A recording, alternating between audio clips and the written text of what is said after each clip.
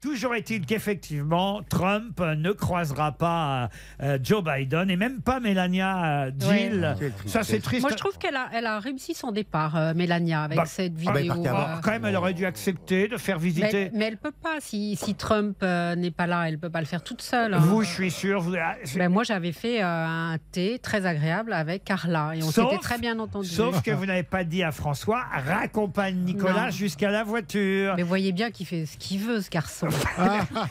Il n'écoute personne. Il l'a regretté après. Hein. J'ai lu ça dans les journaux aujourd'hui. Il dit j'aurais dû raccompagner Nicolas Sarkozy jusqu'à sa voiture. Ça a été une erreur de ma part. Et Carla lui en a beaucoup voulu. Ah bah Carla lui en a beaucoup voulu. C'est à la suite de ça qu'elle a écrit Le Pingouin. Exactement. C'est gentil de le rappeler pour lui. Vous pouvez me le signaler. C'était propre quand vous êtes arrivé. Oui. Les Sarkozy avaient laissé le lieu dans l'état. Oui. Je pense qu'ils avaient un bon appareil à vapeur. Moi, je suis allé qu'une fois à l'Élysée sous Sarko. Mais c'est parce qu'on ne se connaissait pas, sinon je vous aurais invité. Évidemment, invité par Nicolas Sarkozy, je dois dire, qui voulait en savoir plus sur moi à l'époque. Et il y avait, c'était assez rigolo. Il avait de l'humour quand même, Nicolas Sarkozy, parce que évidemment, il m'avait fait l'acte 2. Hein, il paraît qu'il faisait ça à tous les. Vous aussi, vous aviez des scènes prévues comme ça avec François Hollande, parce que Carla et Nicolas Sarkozy, ils faisaient la même scène à tous les visiteurs. C'est que vous êtes face à face avec Nicolas Sarkozy dans un petit salon. J'étais en tête à tête avec lui. Ça a duré une demi-heure. C'était très sympathique. Hein. Il a été très gentil avec moi, je dois dire. Mais à un moment donné, la porte s'ouvre et là, Carla fait son apparition. Il paraît que c'était systématique. Et là, je faisais chérie, quel DVD regarderons-nous ce soir? Oh non. C'est du bol qu'elle chante pas. C'est là la trouille quand tu le vois arriver. Il paraît qu'il faisait ça à tous les visiteurs, ce coup-là.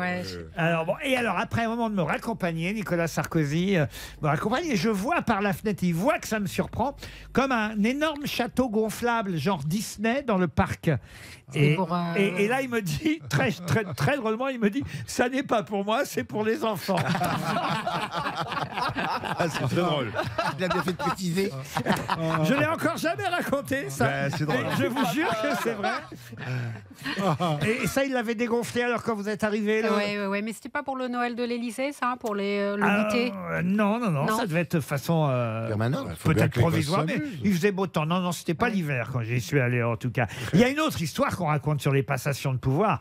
C'est l'histoire des 3 enveloppes. Vous la connaissez, celle-là. C'est Patrice Duhamel qui a raconté ça dans un livre. Elle est géniale, cette histoire. Il paraît que chaque président laisse 3 enveloppes à son successeur. Et il lui dit, au bout de quelques mois, quand vous allez commencer à devenir impopulaire, vous ouvrez la première enveloppe. Alors, il paraît que c'est ce que Macron a fait. Il a ouvert la première enveloppe que lui avait laissée François Hollande. Et dans la première enveloppe, c'est écrit « Mettez tout sur le dos de votre prédécesseur ».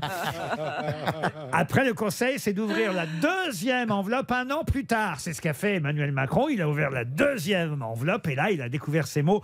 Blâmez la conjecture. Dites que vous avez pris la mesure de la situation et annoncez un remaniement ministériel. C'est ce qu'il a fait, évidemment, quand il a changé Douste Blazy en Castex. Puis arrive la 3e enveloppe que Macron vient d'ouvrir, paraît-il. Et qu'est-ce qui est écrit dans la 3e enveloppe? Cassez-vous. Non. Préparez vos 3 enveloppes.